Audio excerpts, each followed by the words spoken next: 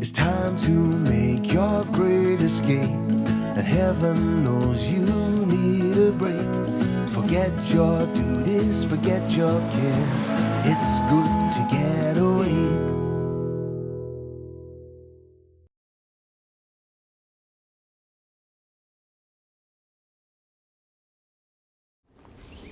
Hi, and welcome to Augusta Outdoors. Most people think of Savannah Riverside as a place where scientists and engineers help build nuclear bombs. Today, we're going to talk with an archaeologist named George Wingard, and he's going to tell us about perhaps the most unusual thing that's ever been found at Savannah Riverside. Hey, you doing great. Good to see you. Good to see you. Thanks for letting me come out and talk to y'all today. No problem, no problem. And tell me what we've got here. Poisonous snakes. Poisonous Now, I thought snakes. we were talking about something with archaeology. We are actually. This box is just kind of a deterrent when we take this artifact out. A lot of folks like to kind of come up and see what we've got, so this kind of deters them from doing that. So let's take out what we've got here. Wow. I'll let you handle it. Yes. So this is a pot, and it's got a fellow's name on it, Dave. D-A-V-E. And who was Dave? Dave was a slave, born about 1800. What's interesting about Dave is that he knew how to read and write. We believe he learned to read and write about 1809. He wrote verses, poems on his pots, and was well known in Edgefield, in the Edgefield district, for making pottery and signing his pots. And this is Edgefield pottery. This is alkaline glazed stoneware pottery. And George, the Edgefield district had lots and lots of potteries. And is there any way to figure out how many pieces of pottery came out of Edgefield, and then of those, how many were made by Dave? Well, and again, another good question. There were a lot of different potters, and we know a few of these by name, but Dave being, the one that most people know due to the fact that he wrote on the pots. It's estimated that Dave himself alone made roughly 100,000 pots in his lifetime. He would have started making these probably 1820, when he was about 20 or so, and he disappears in 1873 out of the record. So, 50 years worth of pottery making, they estimate about 100,000 pots. Wow. 45 pots have these verses, these poems, these scriptures on them. Right. And there's about 150 or so that are marked with the verses, epitaphs, the scriptures, his name, the date, and whatnot. So he was not only an artisan and a slave, but he was sort of a writer and an artist. He was.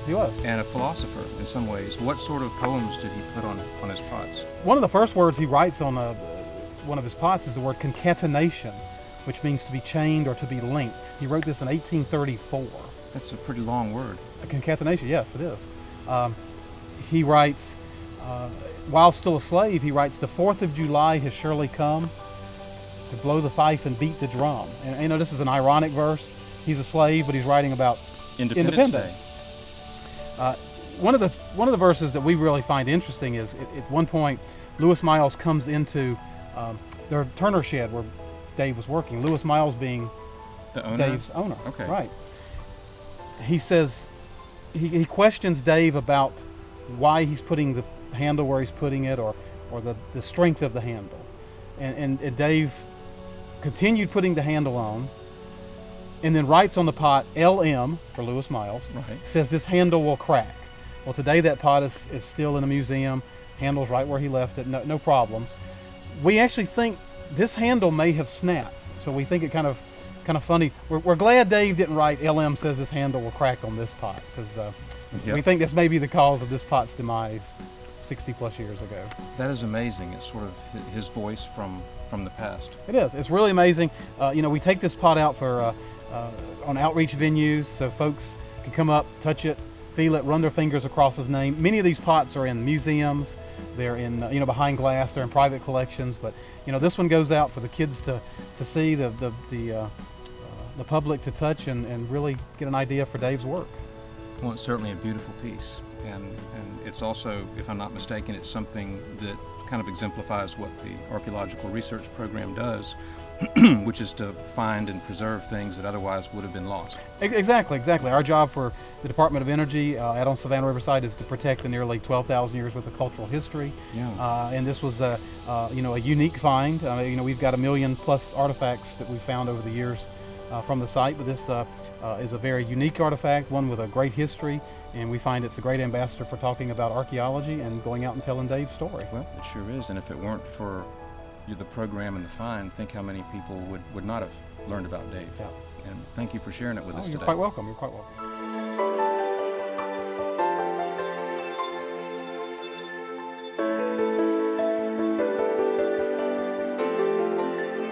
I hope you enjoyed today's show, and if you liked what you saw, be sure to check us out on YouTube and subscribe if you'd like to be advised when new videos come out, and also please check us out on AugustaChronicle.com.